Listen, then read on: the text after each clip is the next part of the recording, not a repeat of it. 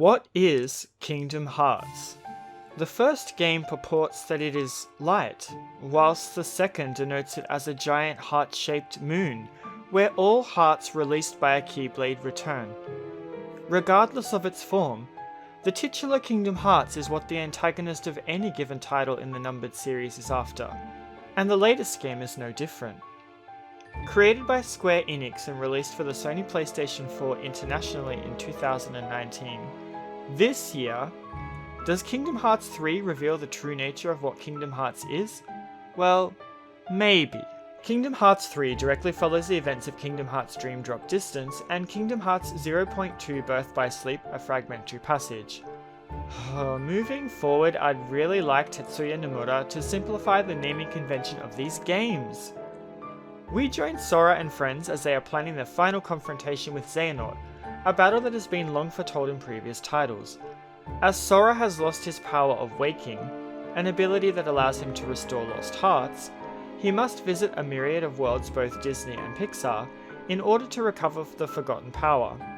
Joining him for most of his journey are his trusty pals Donald and Goofy. The worlds chosen for Kingdom Hearts 3 were selected from the recent catalogue of Disney such as Frozen and Tangled, where others are prominent titles of Pixar such as Toy Story and Monsters Inc. I felt like the worlds that were chosen this time around were relevant to the story, and I also liked how some worlds had their own unique narrative, which was either a bridging chapter within its own franchise, in the case of Toy Story, or followed from the conclusion of the original title, as we see with Big Hero 6. It was nice that some worlds had their own tale, instead of the plot being a scene-by-scene of the original movie, though some worlds do also do this. It may be argued that the worlds of Tangled and Frozen are too similar in design, but I felt that the worlds both were aesthetically unique, and design-wise I never got lost, due to the linear nature of the areas. I enjoyed the diversity and juxtaposition of running through a land locked in a spring cycle, with one covered by an eternal winter tundra. Each world presented a unique environment where there was minimal overlap, and there was always something new and surprising to discover. I liked that the first world that Sora visits is both familiar yet alien. Sure, Hercules' world has appeared in almost every Kingdom Hearts game to date, and some people may be a bit sick of it. But this time around, it's not just limited to the Colosseum area, but allows the exploration of the City of Thebes, Mount Olympus' ascent, and the Seat of the Gods. I appreciated that this world was expanded upon, and that you could actually find NPCs within it, as opposed to empty lifeless spaces. After resolving the problem faced by Hercules and his people, Sora and his troop will jump from world to world, dealing with themes related to the importance of the heart as they inch closer and closer to their final battle. The pacing of the story, for the most part, I felt was good, especially in the areas of the game where you are experiencing the culture of the various worlds that Sora visits, peppered with the overarching Kingdom Hearts narrative. However, toward the end of the game, I felt that the writing took a turn toward fanfiction territory, with every previous character making an appearance of sorts, and many plot threads from past titles being resolved too quickly to digest. Where initially you had the leisure of exploring a world with some exposition from the primary antagonists, the finale felt like the result of a chemical reaction between the contact of a single Mentos with Coca-Cola. Too much, too fast, not enough time to absorb the resulting explosion. I really swear guys, I struggled so hard not to stretch for the obvious explosion reference here, so please be thankful of that. In order to travel between the worlds, Sora and his companions must make use of their trusty gummy ship. Now, the gummy ship systems throughout the series have been very divisive. Some people love them, whilst others hate them. Where they were previously played as on-rail shooters or space shooters, I'm happy to report that this isn't the case this time around. In Kingdom Hearts 3, you can fly around space zones freely, approaching the worlds you wish to land upon, engaging with or avoiding enemies, and finding treasure. When engaging with an enemy, the gameplay does switch to a shooter segment, but this is only a small part of the whole gummy ship experience. Another major point is gummy ship construction. There is so much flexibility this time around. If you can imagine it, you can probably make it. I tried and failed miserably to make one of Duffy from the Disney Sea theme park in Japan, but then I was never really one for conceptualizing my ideas in an artistic form, unless of course it's in writing. On a world level, the battle system is everything that worked well in previous titles, combined in a blender to make a Super Sora smoothie. Returning from previous games are the abilities to use shotlock commands, and a form of flow motion. The style by which you utilize Aqua's special attacks in a fragmentary passage returns also. This time around though, each Keyblade has a unique form change associated with it. Some can change into guns, a staff, or a hammer for example, to give Sora an edge in battle. There are even some Keyblades that impart classic Kingdom Hearts abilities such as Stun Impact and Sonic Blade. Even though I played on Proud mode, I didn't find the battles to be hugely challenging. However, a new critical mode has been patched in since, which ups the ante, though I don't think I'm game enough to try after my frustrating experience against Ursula on Proud mode in the original Kingdom Hearts. New to this game are attractions. Attractions are Disney rides imagined as colourful, offensive displays. Have you ever wanted to ride Big Thunder Mountain into a sea of Heartless? Well, now's your chance. The one thing that I didn't like about attractions is that unlike other abilities that are progressively given to you, attractions are all unlocked from the beginning and trigger under certain battle conditions. Sometimes an enemy will have a green target on them. If you hit this enemy, then you gain the ability to use the attraction in the same way that you'd activate a Keyblade transformation. Be warned though, attractions are long-winded and make the game very easy even on Proud mode. The colourful displays did take me back to that time I saw the Tokyo Disney Electric Parade on that cold, cold night in Chiba though.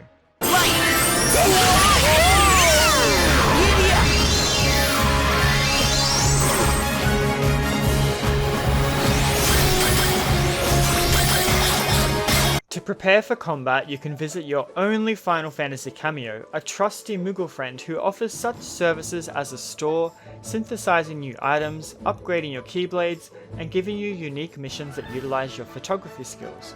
Whilst I appreciated seeing Moogles make a return, I was a little sad that none of the other Final Fantasy characters came back. For me, the appeal of the game originally was that beloved Square-Enix characters would appear and sometimes fight beside Sora.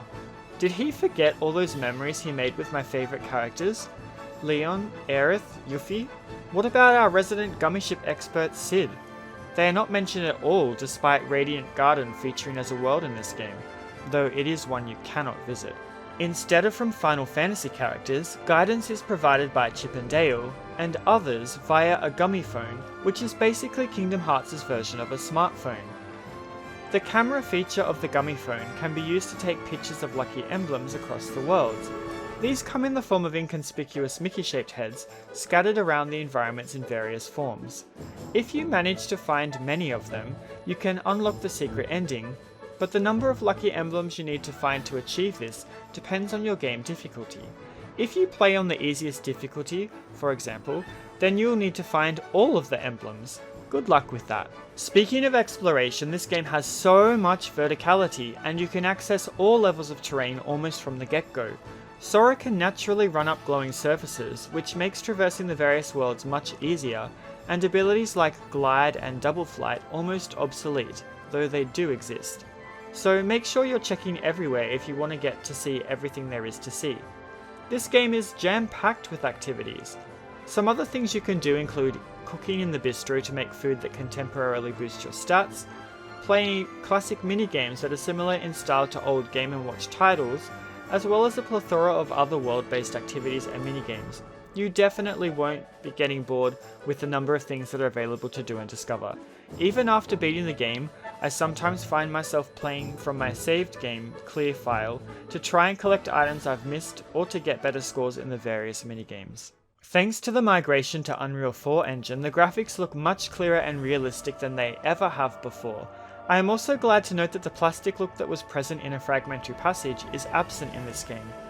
I originally thought that it would have been weird to view characters like Mickey, Donald and Goofy in graphics that are as far away from being cartoonish as possible, but it works very well. I was especially impressed with the recreation segments found in Arendelle and Corona. Scene for scene, some of the footage was recreated to retell the stories of their respective films, and the quick switch from real-time graphics to CGI is so seamless that you almost can't tell. I really appreciated it. I was also blown away by the music. Not only were new tracks created for this game, but many of the old tracks returned from previous titles, rewritten to take advantage of the better sound processor in the PS4. For example, in Destati, the choir comes through a lot clearer and makes the track even more chilling. I also think that the battle themes made that are unique to the new worlds thematically fit with the setting.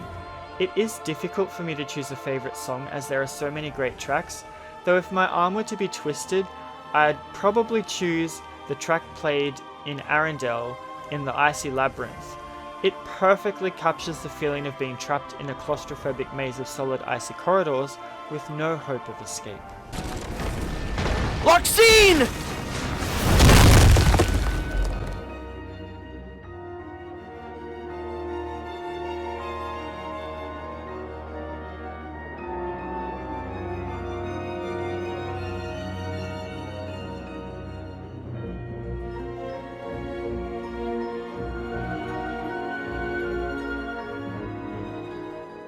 One complaint I would have about the sound is that the voice acting was a bit cheesy at times, but I guess that's part of the charm of the series.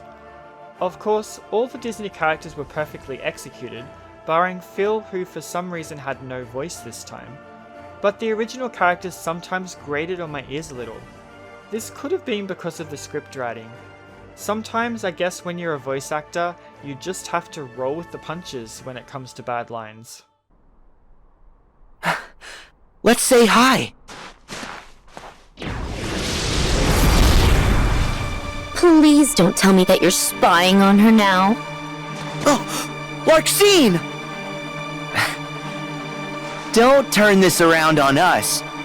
You're following her. Ooh, look at you get all sassy. Ultimately, did Kingdom Hearts 3 give me a satisfying answer as to what Kingdom Hearts truly is? No. The plot is just as confusing, especially if you got the secret ending. Whilst the Dark Seeker saga is now closed, another opens as suggested by incomplete plot threads, though in the future there will be some DLC that may resolve some of these tales.